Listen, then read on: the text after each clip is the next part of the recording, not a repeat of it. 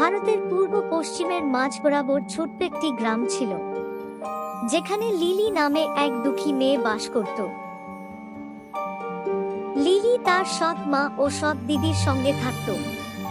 লিলিকে তার সৎ মা ও দিদি মিলে বাড়ির নানা রকম কাজ করাতো। এত কাজ করার পরেও লিলি কারো মন পেত না, উল্টে তারা লিলির সঙ্গে অত্যাচার করত। এত অত্যাচার করার পরও লিলি তার সৎ মা ও সৎ দিদির সাথে কখনো খারাপ ব্যবহার করত না, তাদের সব কথা সে শুনত। বলি, হ্যাঁ রে মুখ পড়ি, তোর কি সকাল থেকে আজ কোনো কাজ নেই নাকি? সব সময় তুই আমাদের মা মেয়ের সাথে সাথেই থাকিস। সকাল থেকে এত কাজ করেছি মা, যে আমার গা হাত পা পুরো ব্যথা হয়ে গেছে। যতই কাজ করি না কেন তোমাদের তাও মন পাই না আমি। দেখেছো মা, দেখেছো তোমার মুখে মুখে কেমন তর্ক করছে এই মেয়ে। দুদিন রাখলে এই মেয়ে জ্বালিয়ে দেবে আমাদের মা। কে তোর এত বড় সাহস? মুখ পুড়ি, তুই আমার সাথে তর্ক করছিস, আমার মুখের উপর কথা বলছিস? বেরিয়ে যা তুই আমার ঘর থেকে, বলছি বেরিয়ে যা। ঠিক আছে, আমি তোমাদের বাড়ি থেকে বেরিয়ে যাচ্ছি, আর কোনোদিন তোমাদের বাড়িতে ফিরে আসবো না। থাকো তোমরা তোমাদের সুখের সংসার নিয়ে।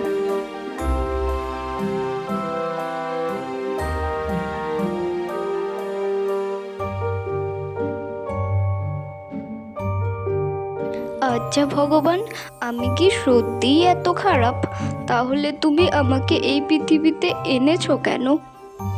মা, তুমি আমাকে এইভাবে একা ছেড়ে কেন চলে গেলে মা?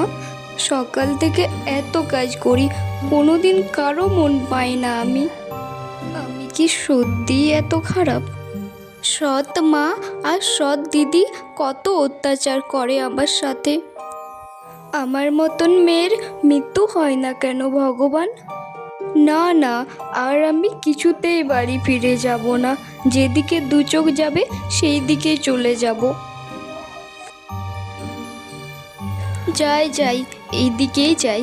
যেদিকে দু চোখ যাবে আজ সত্যিই সেদিকে যাব। গ্রাম ছেড়ে তো আমি জঙ্গলের পথে ঢুকে পড়েছি। রাগের মাথায় তো চলে এলাম। এরপর যে খুব ভয় লাগছে আমার। হে ঈশ্বর, পথ দেখাও। ও মা, মেয়েটা কি সত্যিই চলে গেল নাকি? না না, কোথায় আর যাবে? শেষ পর্যন্ত দেখবি আমাদের ঘাড়েই এসে বসবে। ও মা, এই গভীর জঙ্গলে এই বুড়িমা আবার কি করছে? যাই তো দেখি একবার। কে গো তুমি বুড়িমা? এই গভীর জঙ্গলে একা একা বসে আছো কেন? কি হয়েছে তোমার? এই জঙ্গলে কাঠ কাটতে এসে আমি আমার বাড়ির রাস্তা হারিয়ে ফেলেছি। খুব পিপাসা পেয়েছে আমার। পিপাসার কারণে আমি সোজা হয়ে উঠে দাঁড়াতে পারছি না বাবা। আমাকে একটু জল পান করাবে? আচ্ছা বুড়িমা, আমি দেখছি এই জঙ্গলের আশেপাশে কোথাও জল পাওয়া যায় কিনা। এখানে তুমি বসে থাকো চুপ করে।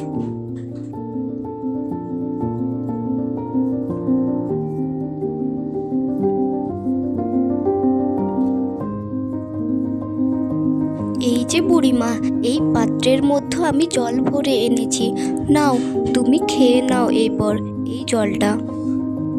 তোমাকে যে কি বলে ধন্যবাদ দেব বাবা, ভাষা খুঁজে পাচ্ছি না আমি।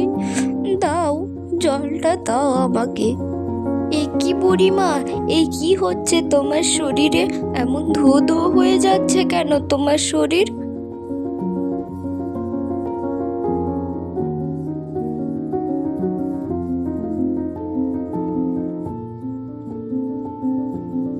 ভয় পেও না গো, আমি কোনো বুড়িমা নই। আমি এই বনের বনপরী। আমি তো শুধুমাত্র তোমার পরীক্ষা নিচ্ছিলাম। আমি তোমার ব্যবহারে খুব খুশি হয়েছি। এর পরিবর্তে তুমি আমার কাছ থেকে কি চাও বলো? আমি কোনো কিছুই চাই না পরি, আমি শুধু চাই আমার সৎ মা ও সৎ দিদির সঙ্গে ভালোভাবে থাকতে, কিন্তু তারা আমাকে পছন্দ করে না। ওরা আমার সাথে খুব অত্যাচার করে। সারা দিনে কত কাজ করি, কখনো কারো মন পায় না। এত কাজ করার পরিবর্তেও ওরা আমাকে কোনোদিন দুটো পেট ভর্তি খেতে দেয় না। আহারে, ওদের লজ্জা লাগা উচিত এত মিষ্টি আর একটি দয়ালু মেয়েকে এইরকম করার জন্য। আমি ওদেরকে অভিশাপ দিই, ওরা যখনই তোমার সাথে খারাপ ব্যবহার করবে আমার অভিশাপের আগুনে পুড়ে মরবে ওরা। আমি তোমাকে একটি জাদুর থালা দিচ্ছি। এই জাদুর থালা থেকে তুমি যখন যা খেতে চাইবে তাই পাবে, তোমার আর খাবার অভাব থাকবে না। তবে মনে রেখো, এই জাদু থালার রহস্য যেমন না কেউ জানতে পারে, না হলে এই থালার লিলির জাদু দিদির নষ্ট কথা হয়ে শেষ যাবে। হতে না হতেই পরীর অনেক কথা অনেক মতো ধন্যবাদ অভিশাপের পরি আগুন তার তোমাকে। গায়ে লেগে তোমার যায় এই এবং সে ঋণ খুব আমি জোর কখনো জোর শোধ চিৎকার করতে করতে পারবো থাকে। না। এই দেখে এরপর লিলির আমি সৎ মা আসি। খুব ভয় পেয়ে যায়।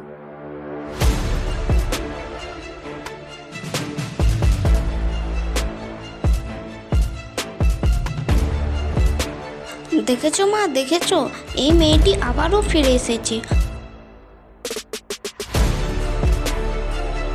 ওর মতন পাপিকে জঙ্গলের বাঘসিংহও ছুঁয়ে না। যা আমাদের বাড়ির থেকে বেরিয়ে যা বলছি, বেরিয়ে যা আমাদের বাড়ির থেকে।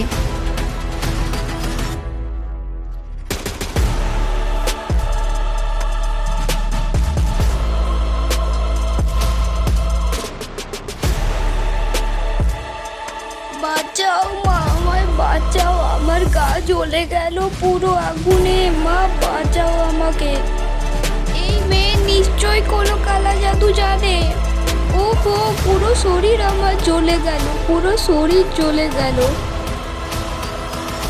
এই লিলি, তোর কাছে আমি হাত জোড় করছি, তুই আমার মেয়েকে লিলির এই বাঁচা। কথা শুনে তুই কি বনকরি তার করেছিস আমার অভিশাপের মেয়ের আগুন সাথে? নিভিয়ে দেয় আর লিলির দিদি অজ্ঞান হয়ে এসব আমি মাটিতে নিজে পড়ে থেকে যায়। আর করিনি লিলির মা, মা দৌড়ে জঙ্গলে লিলির দিদির এক দিকে পরী ছুটে আমাকে যায়। আশীর্বাদ করেছে, যে আমার সাথে খারাপ ব্যবহার করবে তিনি তাকে তার অভিশাপের আগুনে পুড়িয়ে দেবে।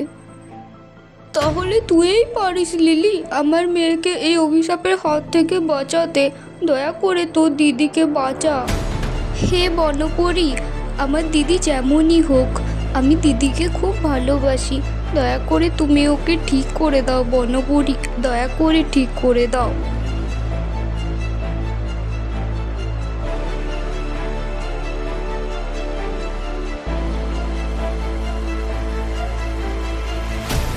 মা রে, পারলে তুই আমাকে ক্ষমা করে দে। আমি তোর সঙ্গে অনেক অন্যায় করেছি, তারপরও তুই যেভাবে তোর দিদিকে বাঁচালি। এইভাবে কেন বলছো মা? তোমাকে আর দিদিকে খুব ভালোবাসি আমি। লিলি, পারলে তুই আমাকে ক্ষমা করে দিস বোন।